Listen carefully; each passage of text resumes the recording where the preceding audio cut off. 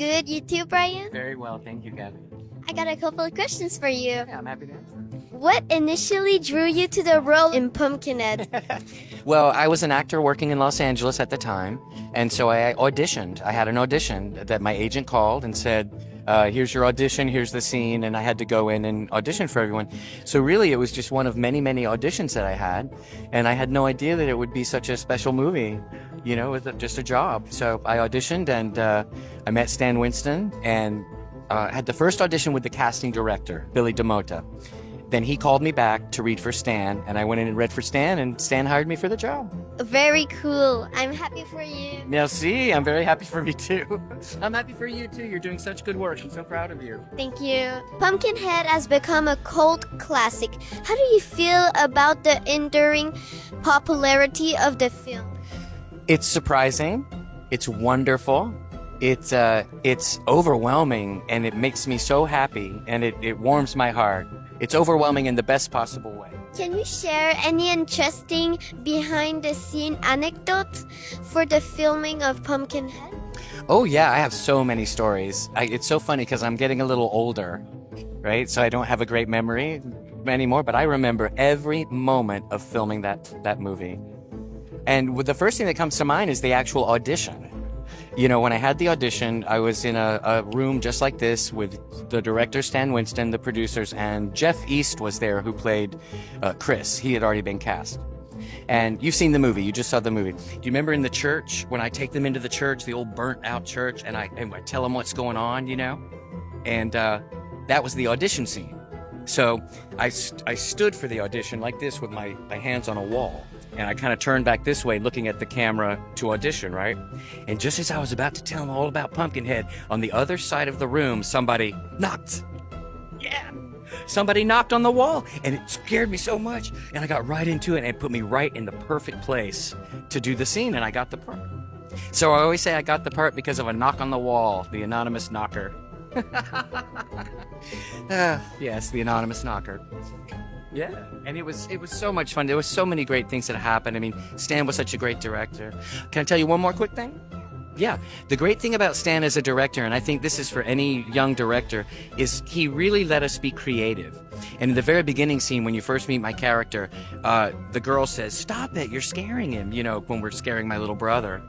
And we filmed the scene the first day, and I went home and I didn't feel great about the work that day. I just felt like, oh, something was missing. And I had the idea to, and I said, oh, I wish I could do the scene again, because I would love it if I could like jump at her and scare her. Well, I went back the next morning and I said, Stan, I have an idea. I know we're done with the scene, but is it possible I have an idea? And I told him my idea, and he let me do it. He reset the shoot up. We redid the scene completely. And we have that moment where I walk up to her, right? And then like, and that set the tone for the whole character. That really helped me find the character. And it was very generous of Stan, because sometimes directors don't have time. But Stan was very interested in the fullness of the characters, that every character had a purpose, and he really liked the idea, so he let me do it. And it's one of my favorite scenes in the film. Nice, very nice. In society, your character was part of a unique and unsettling storyline. What was it like working on a film with such a bizarre premise? Well, that's interesting, because the actors didn't really know exactly what was going to happen in that last scene.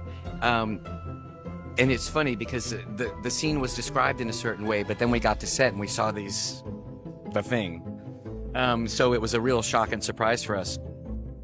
I thought right away it was so much fun, you know, because we get to play this race of beings that's been on the earth forever, you know, and they're not aliens, but they're these monsters, you know. So it's so much fun to play a monster or a bad guy. So I loved it. I loved every minute of it. I had a lot of fun.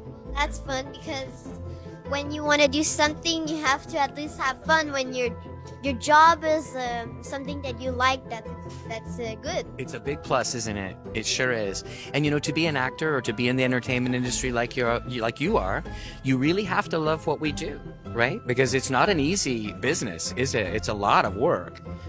Yeah, so you really have to love what you do. So, and always maintain that love first for what you do. No matter what happens in the business, as long as you love it, you'll keep going and you'll find your way.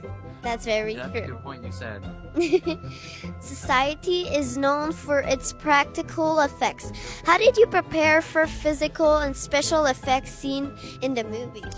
Well, I didn't have to do a whole lot. I'm the only, well, actually, there's one scene where I have my throat cut and I'm pretending to be dead to scare the main character. Yeah, so that was an appliance that they put on my neck and had blood gushing from it. And that was a lot of fun. And then the last scene was probably the biggest special effects scene.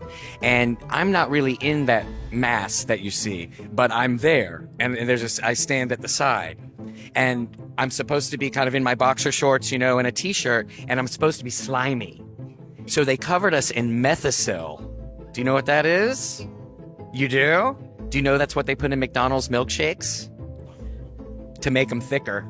Yeah, and it's freezing cold, but you look really cold and goopy and slimy, and it was freezing. So I was standing there in my underwear, freezing cold. And it took a lot. It was exhausting, but it was so much fun. I would do it again. We should cover ourselves in Methicil and get all slimy and take our picture. Anybody have a milkshake? Oh God, you are so adorable. Silent Night, Deadliest Night 5 is part of well-known horror franchise. What applied it to about joining the series? Well, again, I auditioned for it. I was just job to job. And I knew the first couple of movies, but I thought this script was really interesting. And I had the most fun on that one because I got to play a robot, basically. Oh, you haven't seen it. I spoiled it. Oh, okay.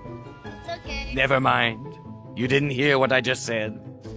No, but you get to play, a bad guy and not a human, an inhuman bad guy. That's so much fun.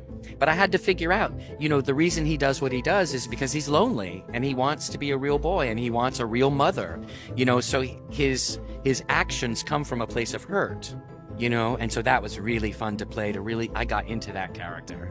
Literally. Were there any challenge or memorable moments while filming Silent Night, Deadly Nights 5? Challenges, yeah. It was a lot of fun, of course, but they put me in this full-body suit. And you have to see the film to know, right? But it's this very restrictive special effects that Screaming Mad George did. And it looks like a doll, like a living doll. And when they put me in the suit, when we shot the scenes where you actually see the suit, I couldn't sit down. I couldn't lay down. I couldn't drink. I couldn't eat. So they built a standing platform. And I stood in it like this. They would lean me up against it like this, and I had to just stay there like that. And people would come and feed me my lunch, because it took forever to get into. So they couldn't take it off for lunch or for breaks. So about a week I was in that suit. So that was really challenging, but so much fun. Yeah, I've heard about a lot of stories like that you couldn't move because of a costume or something. Yeah. They had to feed you. Yeah, that's what that was like. But that was really fun too. In We Are Zombies, there was a guy that has long things on metal on his back, and there was so much makeup, and he couldn't move that much, so he had to. But isn't it fun? Yes. And fun to watch, right? At the end of the day, it's a very short amount of time that you're uncomfortable, but then look, that movie has lasted for over 30 years, and people still watch it today, so I'm glad I did it. Horror films often have detected fan base. What was the most memorable encounter you've had with a fan of these movies? Excuse me. Well, I will tell you. I was at a show a couple of months ago in Tennessee in the United States, and a young man came up to me. I think he was about 28 years old, and he said that when he was a kid, his parents kept the Disney movies on the bottom shelf, and they kept the horror movies on the top shelf.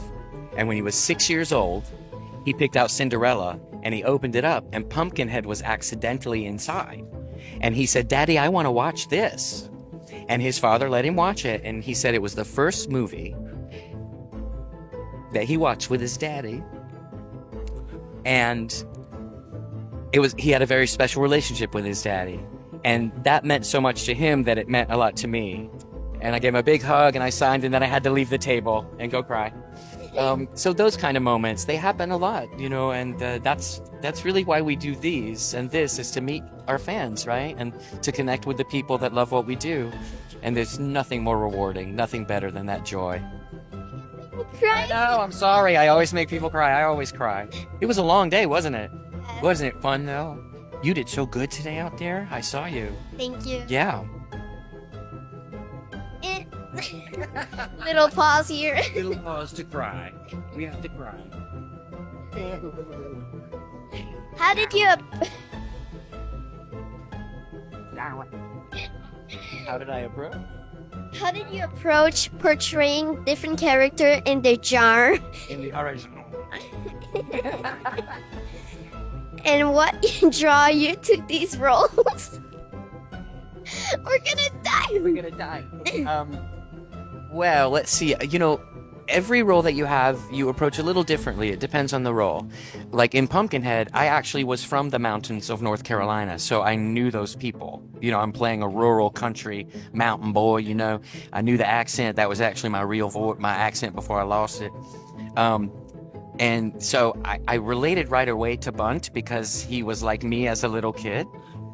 So that was, and you still have to do your work and learn your lines and really like be in the moment. So there's still that, but it was a little easier to connect with that character because it was so much kind of me at the time.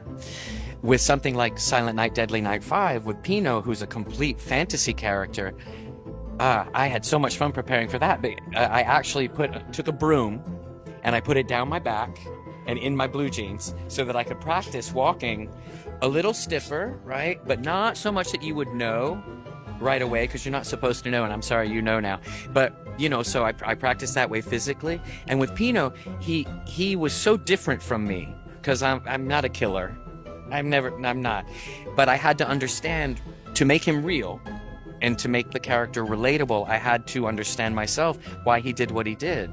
So actually on set, every single day, I had a book and I wrote a journal in Pino's voice. I just wrote reflections in his voice, like what he wanted, what he hoped for, what he wished for, and that got written on my heart, and I was able to very subtly kind of portray that. I think it comes out in the performance a little. So there's that. That's a very deep way. I just did a movie a couple of weeks ago called The Slasher Nurse. It's going to come out next year. And I played a psychiatrist who has a history with the killer. That role was not exactly like me, but I had to find me in that role. So the way I approached that one is I just learned the lines. And I learned the lines and learned the lines. And I sat with the script, and the first thing I did is I read it 10 times, then I started to memorize it, and then I didn't worry about the acting, I just worried about the words. I wanted to get the words. I got the words. And some people say the words aren't important, but I really honor the writers. I think the writing is very specific. And they let you change some things, and make it your own, and we did on set. But I got the words so heavily in my heart that I knew them and I didn't have to think about the next line. And then my personality started coming through in the character, and I started figuring out what was really going on beneath the words.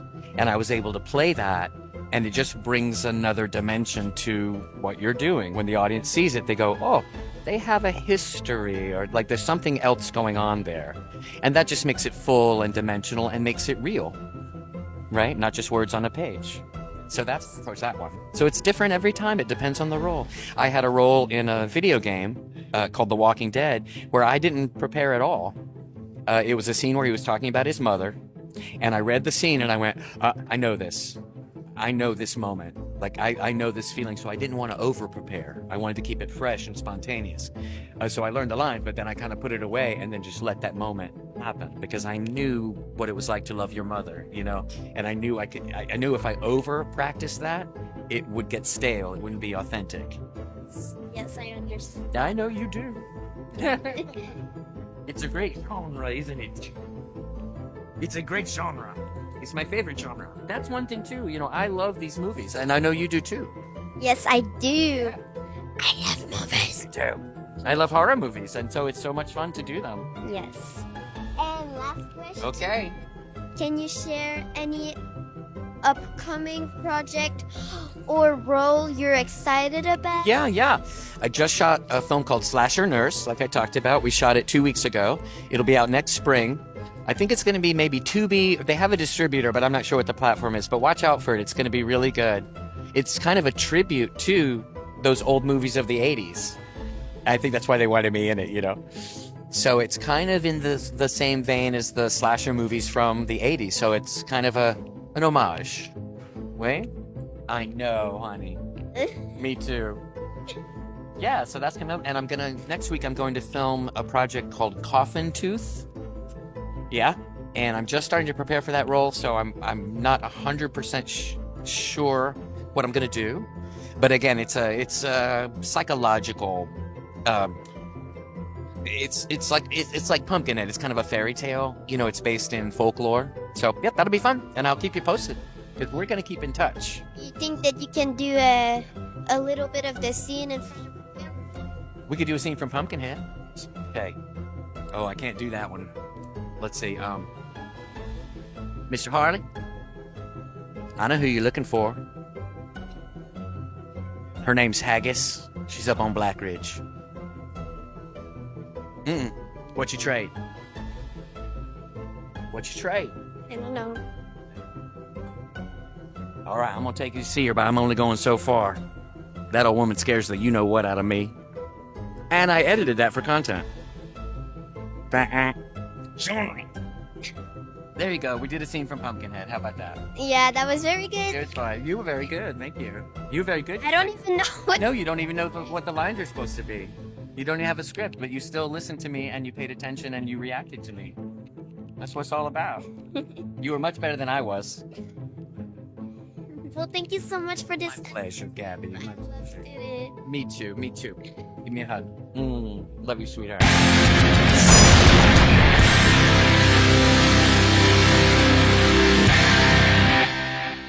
Maybe one day we can do a movie together. That would be so fun. I would love that. We will try to make that happen, okay? All right, well, intend it.